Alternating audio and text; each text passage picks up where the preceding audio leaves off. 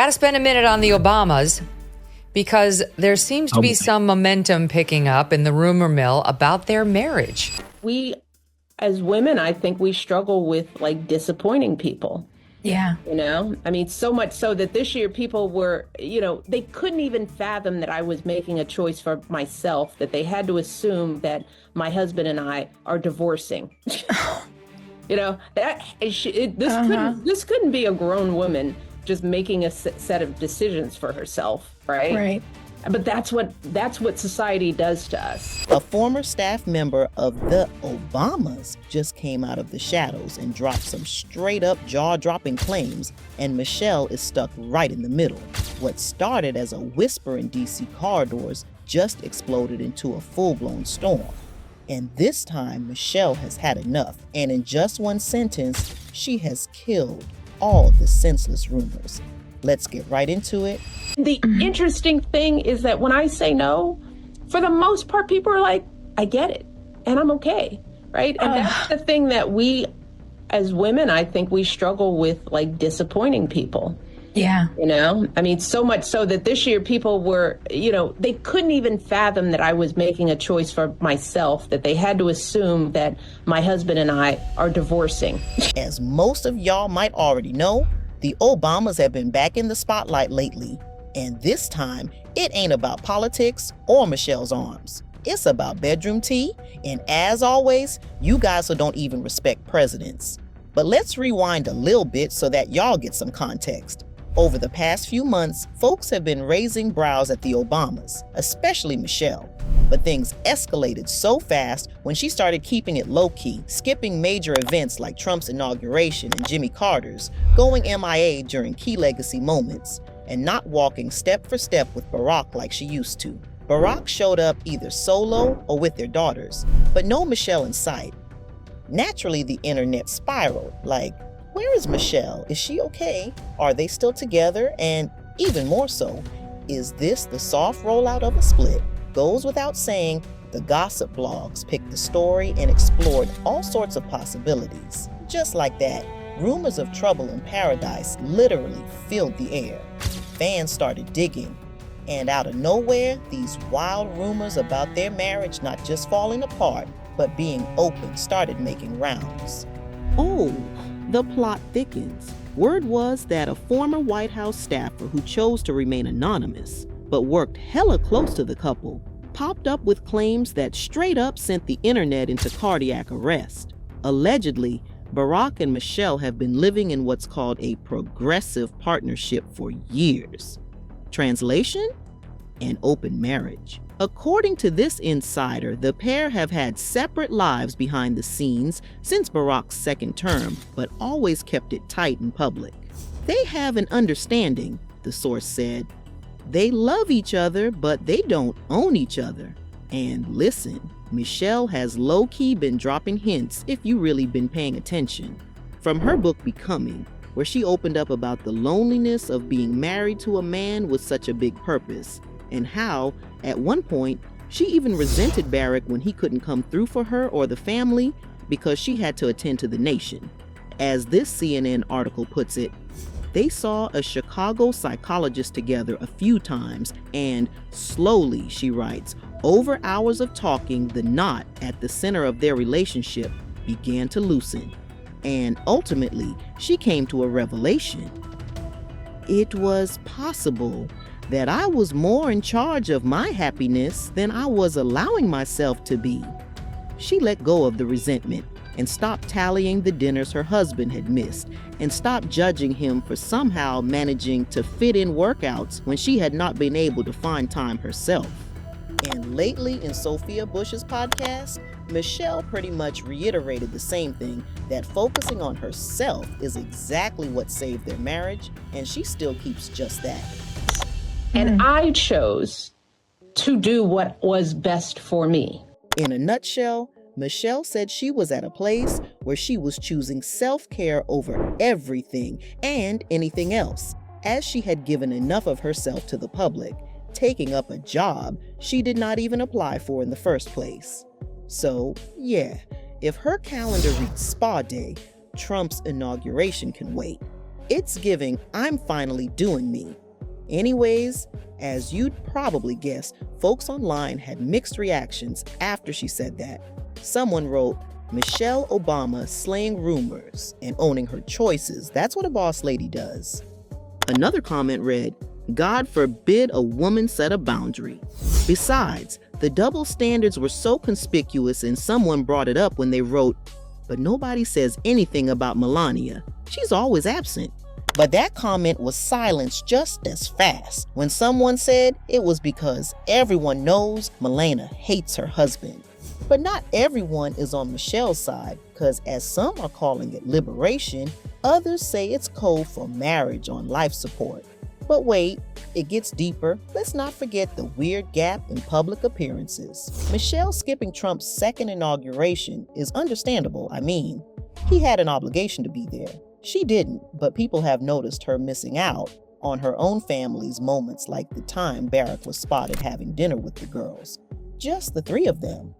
And even though Michelle and people close to her say she's been intentionally stepping back to rediscover herself outside of being Barack's wife, some are saying it kind of raises eyebrows when she's MIA, even on her own kids. But the part that really sent the gossip blogs spinning was the Jennifer Aniston rumor. Allegedly, Barack and Jennifer were getting cozy in private circles.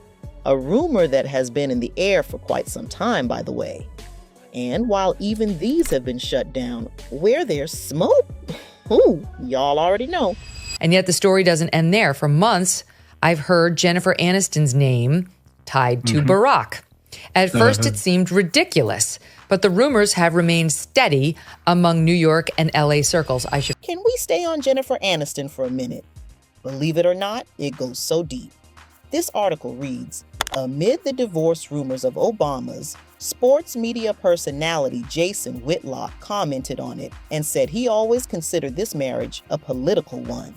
Whitlock also added that Barack Obama needed a black wife to be the president, and there were people who wanted him to be the president. So he had a very political marriage with Michelle Obama. And once Joe Biden made it impossible for Michelle Obama to run for president this year, as many people thought they were positioning Michelle Obama to replace Joe Biden, there's actually no reason for these two people to stay married to each other. Sources from Obama's old inner circle are split. Some say these arrangements are normal among power couples. Others are claiming there's been tension for years. One staffer even claimed Michelle once told her in private, "We're not a fairy tale. We're a real partnership." And when asked about what that means, sis just smiled and walked away. By the way, is it just me? Or y'all think it's kind of sus that these ex-staffers are revealing all these, yet they want to remain anonymous? They could just come out and say it with their chest if it's all true. Now here's the thing. A lot of folks been quick to throw shade. Even now that Michelle has spoken, they're saying that her choosing herself moment is code for a quiet divorce, or worse, a breakup cover-up. But her supporters know Michelle been that girl. She's not moving out of fear. She's moving with power. And if they do have an agreement that allows them to explore or evolve their love differently, that's grown folks' business. And probably, we'd never know. Take this argument from Whitlock, for instance. He says the only reason Barack married Michelle was for political reasons, that he needed a black woman to be president. That has got to be the most ridiculous thing as far as the Obama situation goes. Like, be serious. Barack and Michelle have been married since October 3rd, 1992. That's 33 years, y'all. 33. When nobody even knew Barack's name. So, how exactly was marrying Michelle a political move?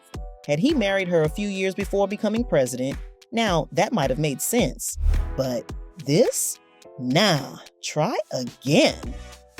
But before y'all start spiraling, let's not forget this. Last year in October, Barack still posted Michelle on their anniversary with a heartfelt caption saying, Happy anniversary of Michelle Obama. 32 years together, and I couldn't have asked for a better partner and a friend to go through life with. I guess we'll have to wait and see what will happen come October 2025. Otherwise, as far as we are concerned, they are still together and very much in love. They still run the Obama Foundation. They're still parenting, still building, still aligned on the things that matter. So maybe, just maybe, the way they define marriage is simply not what the world expects, especially now that Michelle isn't First Lady and isn't obliged to make public appearances. Now, on to the next part of this wild story. You'd think that with Michelle clearing the air, people would leave her alone, right? Wrong. When have they ever let her be? Immediately after that podcast episode, the goalposts literally shifted, and now she was being attacked because of what she said. Let me bring y'all to speed. Michelle didn't just deny the rumors, she used this moment to speak directly to something deeper, the pressure society puts on women to always show up, always smile, and always be there for everyone except themselves. On Sophia Bush's podcast, Michelle made it crystal clear that she looked at her calendar, saw some obligations she wasn't vibing with, and simply said, no explanation, no guilt, no performative appearances just to keep people from talking. And the gag is, the second she put herself first, people started spiraling. Because God forbid a woman, especially a Black woman at that, decides to put herself first without it being about a man. Right? And that's the thing that we, as women, I think we struggle with, like, disappointing people. Yeah. You know, I mean, so much so that this year people were, they couldn't even fathom that I was making a choice for myself, that they had to assume that my husband and I are divorcing. This couldn't be a grown woman just making a set of decisions for herself, right? Right. But that's what society does to us. Like, a woman can't simply want peace and privacy without folks yelling, "Divorce?" from the rooftops.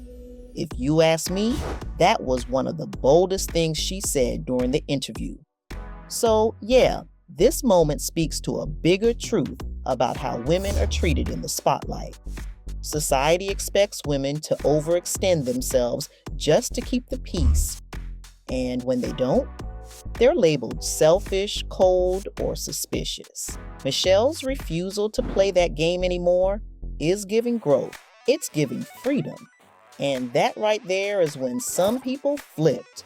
Some people felt like she was pulling the woman card, as if folks weren't just reacting to her absence, not her gender. But again, that misses the point. Michelle wasn't saying only women are judged. She was pointing out that women are often judged differently, especially when they don't show up in ways people expect them to. Case in point was what we talked about earlier, where Barack was spotted out at a Thai restaurant in LA with their daughters, and Michelle wasn't there. Nobody talked of a cute father-daughters moment. The only question being asked was, where's Michelle? That has never been the case in the many instances when Michelle has stepped out alone with the girls. But on this one incident, a divorce was the only logical reason for her absence. Like, y'all don't think she deserves a night in with some wine and a face mask? Plus, there's always rice at home. Come on. We've seen this narrative play out too many times. When a woman sets boundaries, it becomes a scandal. But when a man does it, it's just him taking a break or focusing on his peace. The double standard is wild. It came as a breath of fresh air that many resonated with Michelle's response, as it was more than just damage control. It's a boundary-setting masterclass. She's done performing for the public. She did her time, held it down in the White House, raised her girls under a microscope, and played the First Lady role flawlessly. If she wants to disappear from the spotlight and eat Thai food in peace, or skip a funeral because her energy isn't aligned, she's earned that. And let's not forget, This is about a woman who spent years doing things she didn't want to do. Remember, she's never been a fan of politics. She didn't enjoy being in the White House. She said it before. Those years were hard. She had to bite her tongue, smile through it, and support Barack's journey, even when it meant shrinking her own. So maybe it's not about divorce at all. Maybe it's just the soft launch of Michelle living life on her own terms. Maybe we're not losing Michelle. We're meeting a new version of her, one who says no without guilt, one who prioritizes her own joy, one who's no longer sacrificing her peace to keep up appearances. And honestly, that's powerful. It's time we stop treating public figures like they owe us every part of themselves. Michelle gave us 8 years of grace, service, and strength. She doesn't owe us anything else. So, whether she's front row at a political event or chilling at home with her bonnet on and candles lit, Michelle's good. She said what she said. And that, my friends, is how you shut down rumors with style, class, and a whole lot of truth. Thanks for watching, and let me know your thoughts on this down below.